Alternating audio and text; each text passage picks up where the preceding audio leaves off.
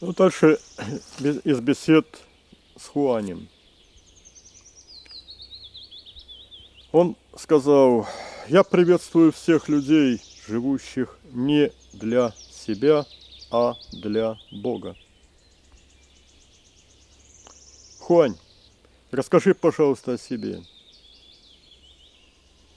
Я лучше сначала расскажу, кто такой истинный даос.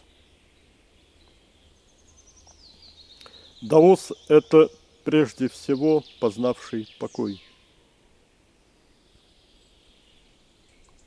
Его развитый ум молчит. Он занят созерцанием и сотворением бездонной тишины, в которой пребывает Дао. Даос прочно соединен с Дао узами любви. Путь Даоса – это путь покоя и блаженства. Любовь его незыблема, вера непоколебима. Он ощущает в себе великую нежность ко всему творению, созданному Дао. Никогда не обидит он напрасно ни одно живое существо, никогда не нарушит покоя ни одной мирной живой твари.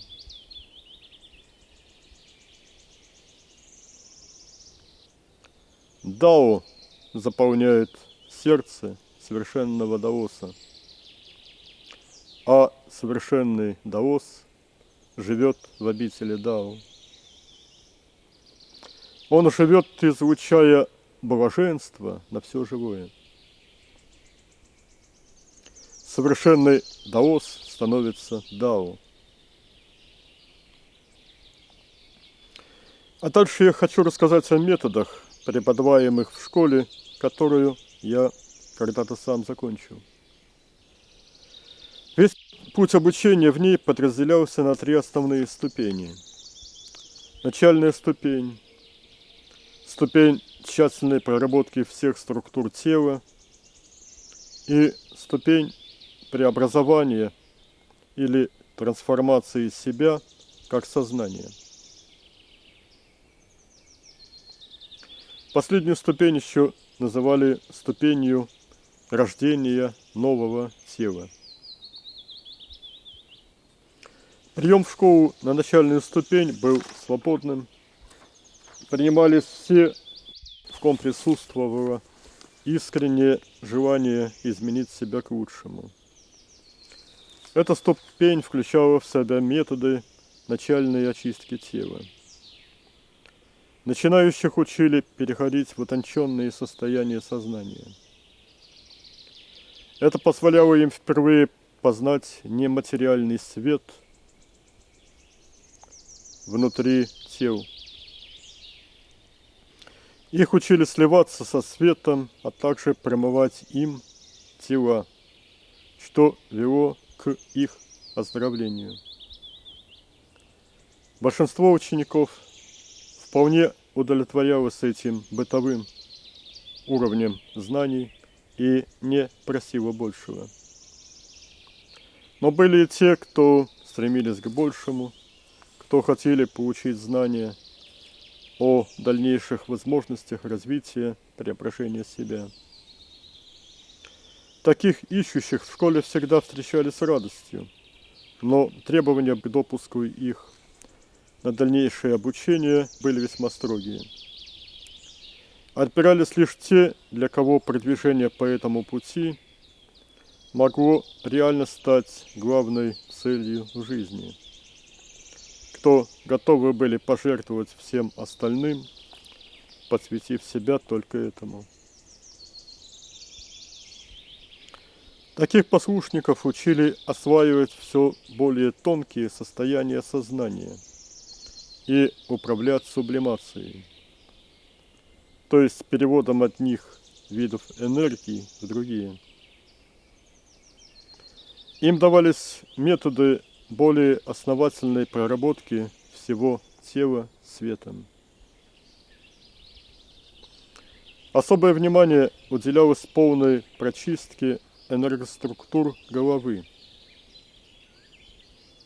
Критерием успеха считалось состояние, когда поток энергии совершенно свободно и естественно тек внутри всего тела, нигде не встречая помех на своем пути.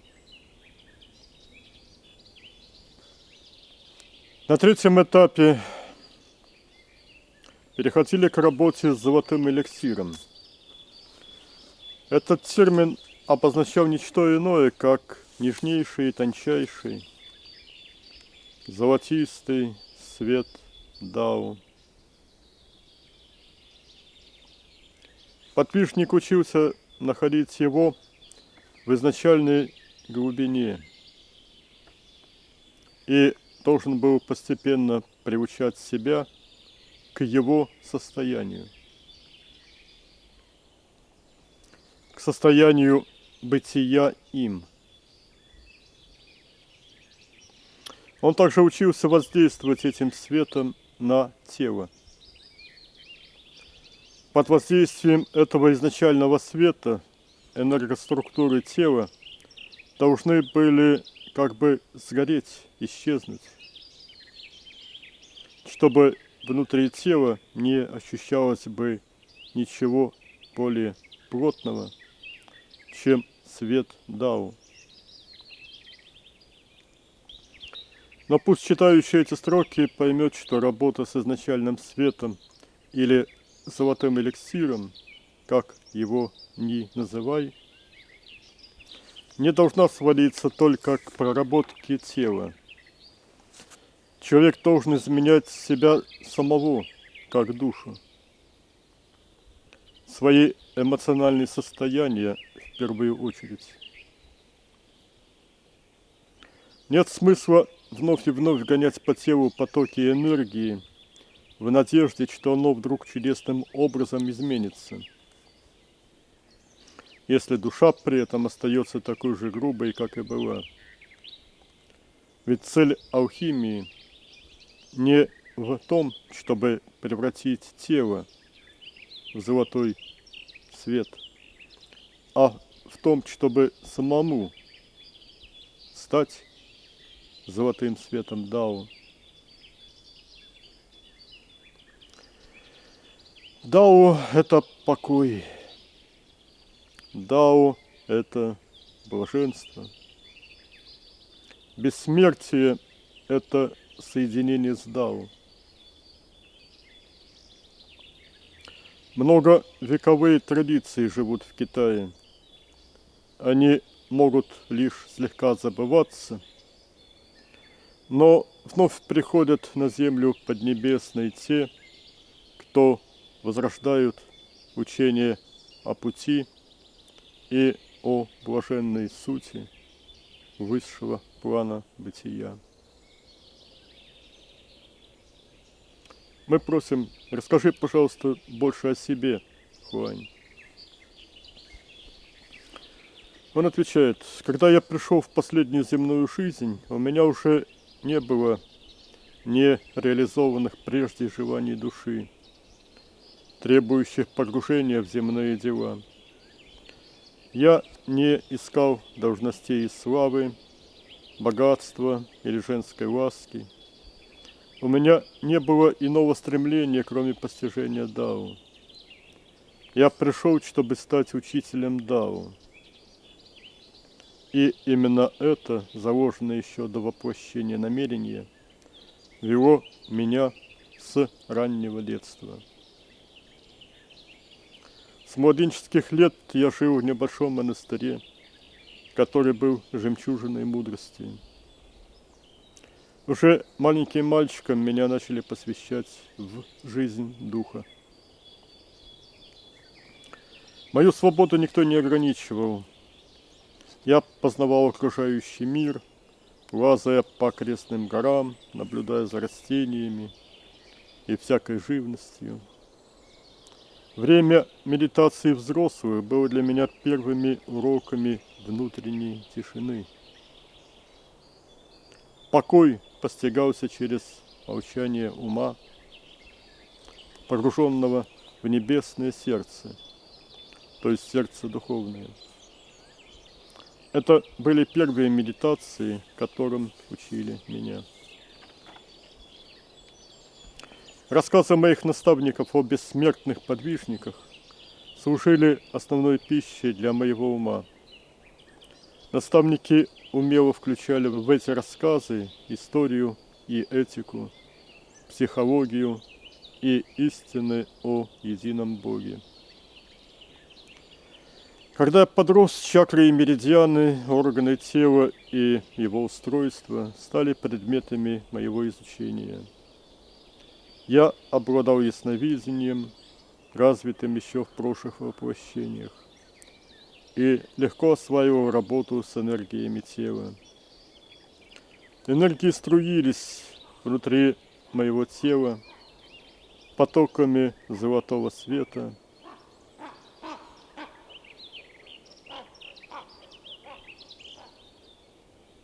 Ворон прилетел. Энергии струились внутри моего тела потоками золотого света, подобно маленьким горным ручейкам. Каждый меридиан я легко увидел и мог направлять туда поток света. Когда я стал старше, следующим важным этапом была работа с божественным огнем.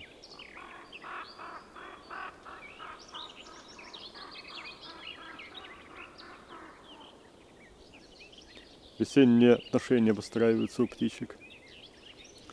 Когда я стал старше, следующим важным этапом была работа с божественным огнем. Я научился погружаться в него в ядре земли по структуре, называемой стеблем золотого цветка. Я научился быть этим огнем. Вся проработка тела до мельчайших меридианов на этом этапе была проделана снова, на новом уровне тонкости. Божественный огонь исходил теперь из моих глаз, или же он мог быть приведен для целительства через меридианы рук. Я легко видел в телах других людей пораженные участки и засоренные меридианы, по которым не проходила энергия. Я мог вымывать темные энергии или сжигать их в направленном на них потоке огня. Мне было разрешено помогать больным, приходящим в монастырь. Это было для меня также бесценными уроками психологии. Умение разбираться в людях. Ведь исцеление тела без преображения души не могут дать прочного положительного результата. Напротив, они могут лишь отяготить судьбы исцеленного и самого целителя. Затем я скристаллизовал огромное духовное тело. Вот таким проявлением я встречал вас впервые на этом моем месте силы и в дальнейшем помогал вам прорабатывать ваши тела. А дальше был этап слияния с Дао. Осваивалось великое «не я». Это состояние нужно было научиться удерживать не только в течение нескольких минут или часов, но им нужно было именно стать. Это было не деяние от индивидуального «я». Это было не мысли от индивидуального «я». Это была тотальная рецепрокальность в обители Дао. Это было постижение великого предела, первопричины, океана Дао. Великое «не я» был теперь и океаном Дао в изначальной глубине, и в каждом участке моего тела. Я учился быть океаном Дао, который заполняет изнутри все, что проявлено, все, что имеет форму и не имеет ее. Это состояние стало тотально. Блаженство наитончайшего было во всем, а меня прежнего не было. Все, что погружено в океан Дао, наполнено им, подобно кувшину, погруженному в воду. Я хотел бы подарить вам состояние великого не-я, именно соединенного с физическим телом. Это то состояние, когда все части тела, очищенные от «я», погружены в океан Дао и заполнены его великим покоем. Если жить так, то следующий шаг не представляет труда. Остается совсем немного. Воспринять это великое не-я как единственно сущее «я» Дао. Для этого нужно вырастить огромное бессмертное тело, то есть то, что вы называете состоянием полного роста в Творце. Можно также здесь говорить и о динамическом аспекте нирваны в Дао, способности действовать из вселенского изначального, из Дао. Я постиг это, я стал мастером Дао. Мы спросили: Хуань, а у тебя было много учеников?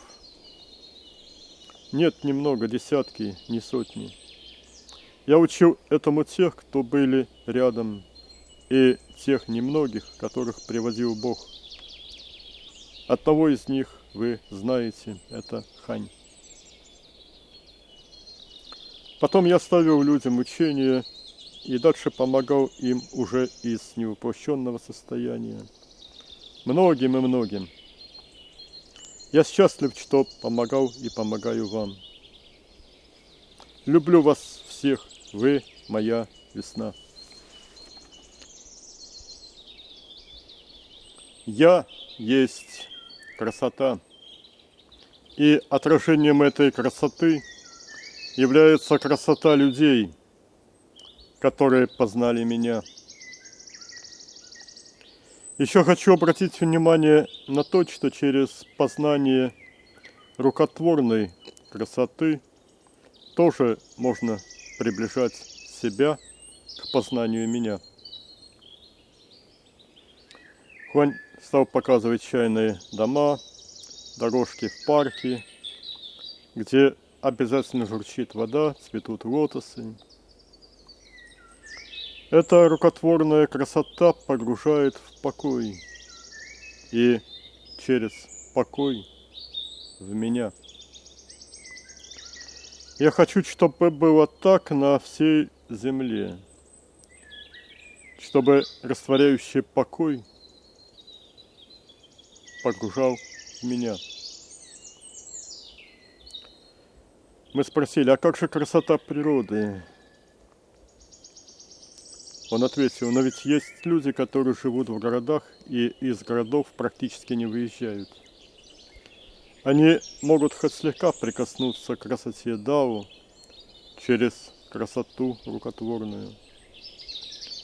И обрати внимание, ведь красота душ – это тоже высшая рукотворная красота.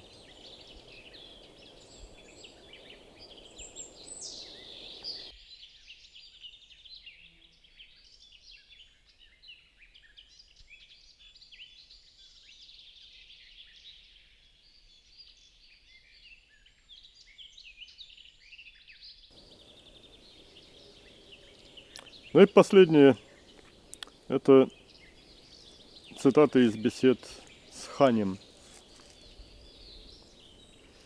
Молчание ума. Замолчите все, у кого умы уже развитые. Только тогда могут начать раскрываться объятия духовного сердца, а затем навстречу им и объятия Небесного Отца. Руками любви обнимайте все живое в творении, а затем и Дао. Так прошел весь путь я, и так же каждый из нас, кого вы знаете и не знаете. Во все времена, на всех континентах Земли и во всех странах только одна стратегия приближала ко мне праведные души радикально. Это молчание развитого ума. Когда развитый ум замолчал, только тогда в таком теле и через такое тело буду говорить я. Я впускаю в себя только те развитые души, личный ум которых научился молчать. Тогда становится достаточно одного единого ума. Второй мешает. Мы попросили, а ты не расскажешь нам, как ты сам развивался? Он отвечал, в той самой тишине происходило распускание меня, как цветка. В бархатных условиях выращивал меня мой мастер. Это был Хуань. Сад, пруды с лотосами. Это был его ашрам Дао. Теория взращивания золотого цветка – это ведь тоже Хуань впервые сформулировал. Ты читал эти мысли десятилетия назад, еще в машинописных листках сам издата. Название было «Тайны золотого цветка». Правда, те идеи дошли до тебя тогда в сильно искаженном интерпретаторами варианте. А суть трактата была такова. Венчик золотого цветка – это развитая анахата. Стебель – часть, прилегающая в обитель Дао. Золотой цветок корнями в нее прорастает. И луковица, как у тюльпана, образуется там. В нее нужно начать переселяться анахатой с руками. А дальше ты тоже это давно уже знаешь. Индивидуальная луковица срастается с луковицами всех, которые там. Луковица там на всех одна. Она бесконечна по времени и по размерам. Она и есть Дао. Да, благодарим тебя. Это все нам понятно. Скажи, пожалуйста, Хань, а почему ты сейчас обосновался в России? Но ведь я выращивал тебя. Совершенство ты познал в том числе благодаря мне, нам. Благодарю тебя, милый Хань, но не ставь, пожалуйста, точку. Расскажи, пожалуйста, еще что-нибудь наиболее ценное для воплощенных людей из твоего прошлого. Например, о том, как ты учился у Хуаня. Он ответил: я искал бессмертного мастера Дао, который указал бы мне путь. Я видел многих. Все они говорили, что знают истину, что именно их методики позволяют достичь бессмертия. Но их компетентность не вызывала во мне доверия, и я шел и шел дальше. Однажды я остановился отдохнуть у ручейка. Вдали был увиден монастырь, куда я собирался добраться. Ко мне подошел человек и попросил позволения присесть рядом. Удивительным, текучим и мягким покоем было наполнено его тело. Он спросил, куда я держу путь. Я отвечал, что ищу мудреца, который научит меня, как постичь Дао. Хуань, а это был именно он, ответил: так ты никогда не найдешь желаемое. Ты должен искать не человека, но Дао. И только тогда Дао станет твоим проводником и приведет тебя к цели. Спасибо за мудрый совет, отвечал я. Но скажи тогда, в какую сторону держать мне путь? Хуань ответил: нужно идти не вдаль, а вглубь. Дао – это наитончайшее. Оно находится в глубине подо всем. Оно есть везде. Когда ты научишься покою ума, только тогда ты начнешь видеть путь,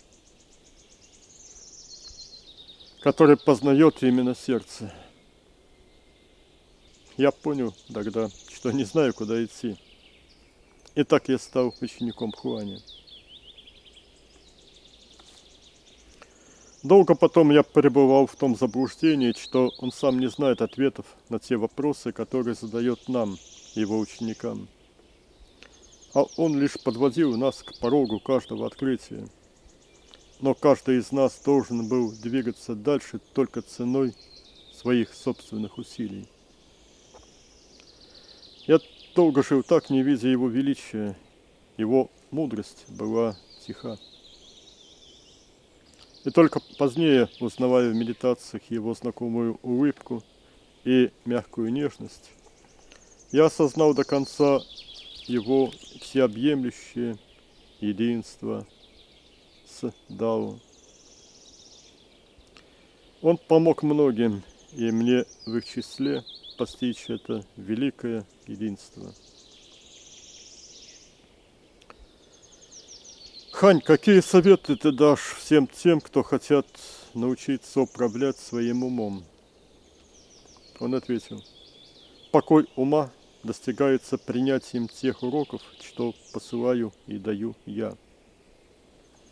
Приучайте также свои умы к уважению всякой жизни.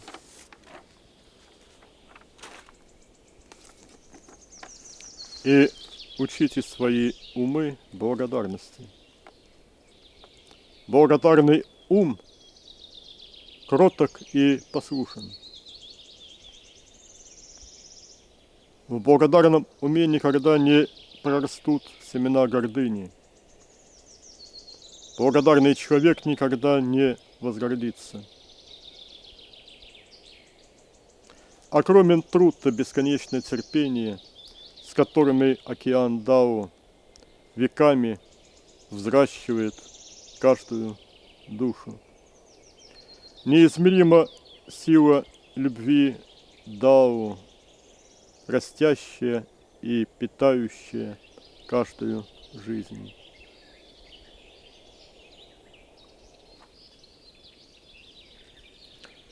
По сути ведь человеку нечем гордиться. Все, что он достигает в земных жизнях, будь то успех в мирских делах или в духовном поиске, является результатом усилий многих, а вовсе не только его. Он получает знания из книг от других воплощенных людей или невоплощенных душ, черпает их из бесконечного разнообразия жизни на земле. А за всем этим стоит великий Творец, сотворивший небо и землю и все живое. Человек пользуется дарами Небесного Отца, а те усилия, которые он сам прикладывает по правильному развитию себя как души, лишь ничтожно малый вклад в сравнении с его любовью и заботой.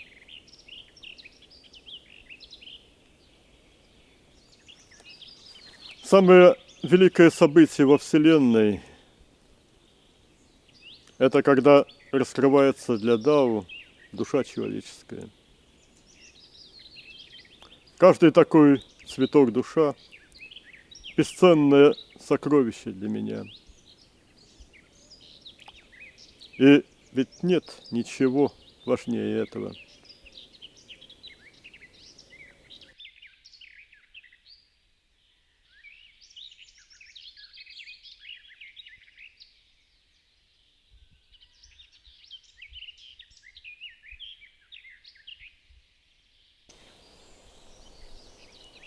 Вот сегодня такой замечательный весенний день у нас. Впервые запели бекасы хвостами. Таковать начали. Вот у бекасов несколько песенок есть. Вот эта пеночка поет, пеночка-трещотка. То у нее бывают такие грустные нотки, когда ей не с кем потрещать. Вот основная песенка у нее это трещание, а когда не с кем потрещать, она вот начинает вот так вот жалобно посвистывать. И вот одновременно с бекасами сегодня первый день такования лягушек.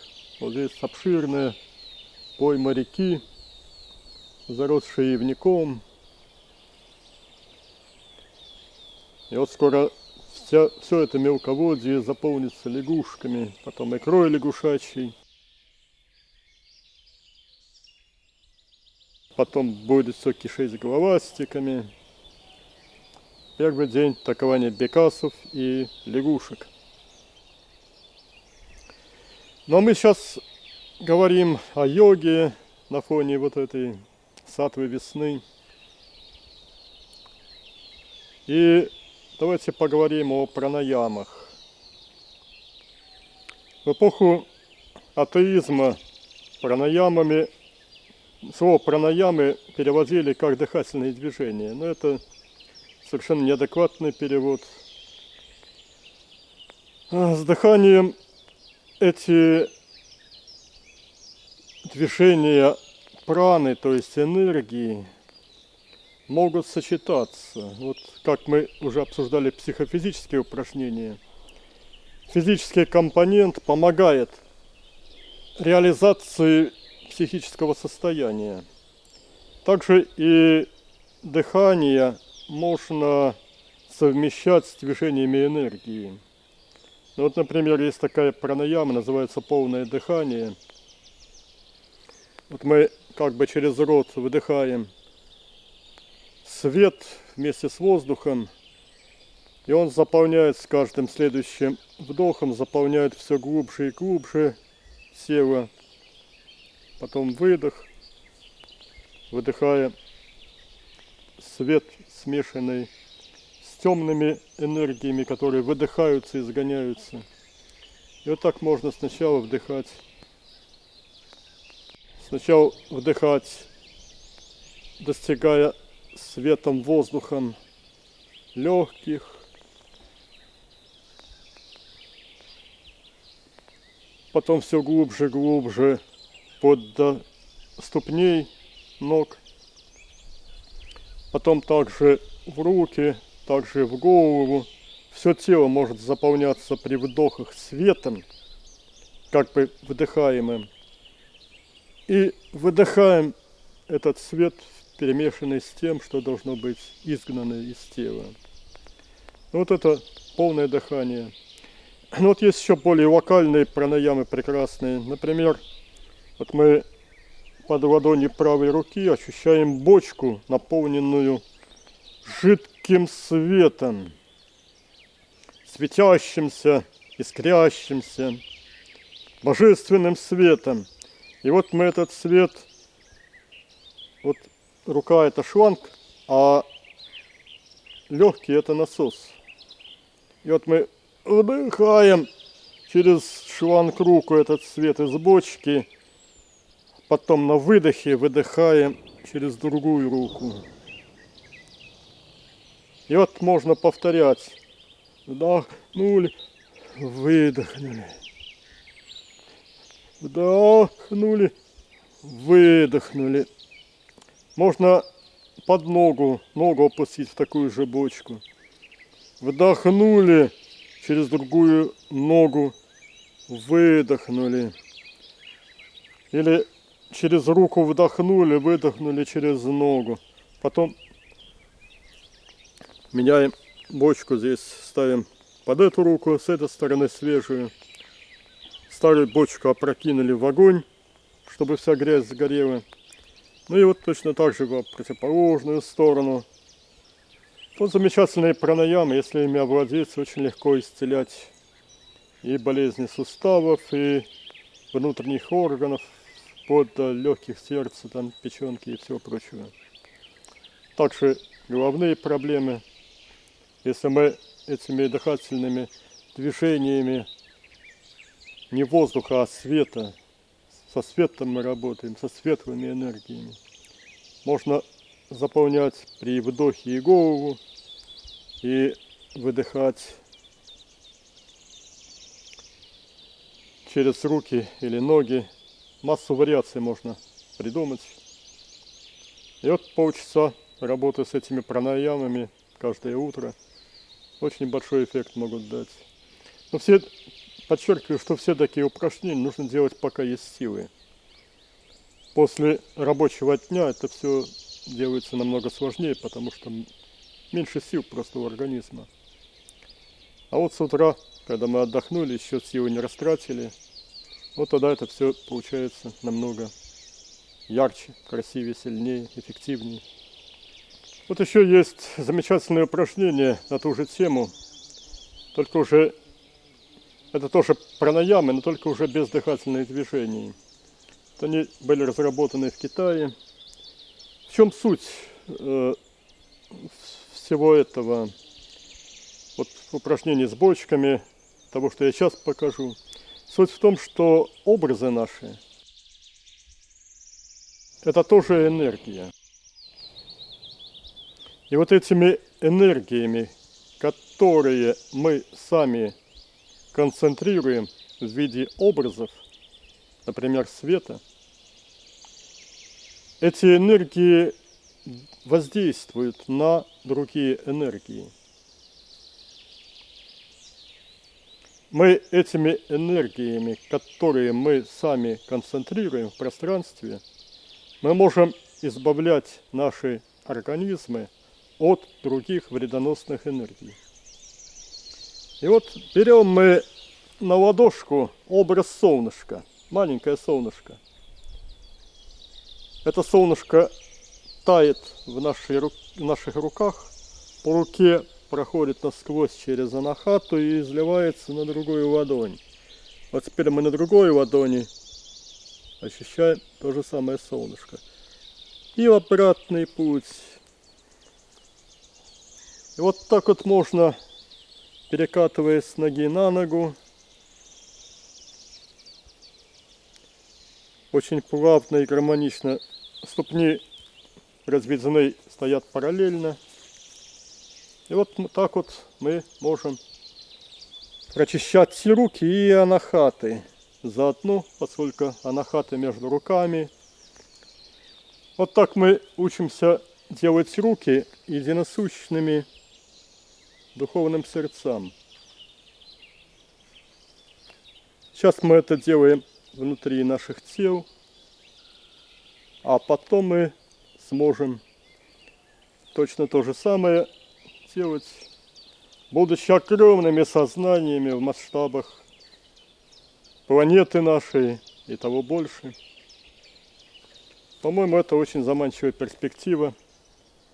Тем более, что именно таким вот путем мы можем дорасти до способности реального познания Бога, взаимодействия с Ним, видения, ощущения, взаимных ласк, объятий, слияния. Но с чего-то нужно ведь начинать. Сразу это сделать нельзя. Поэтому начинаем с простого, постепенно, со ступеньки на ступеньку, приближаемся к совершенству, к духовной самореализации.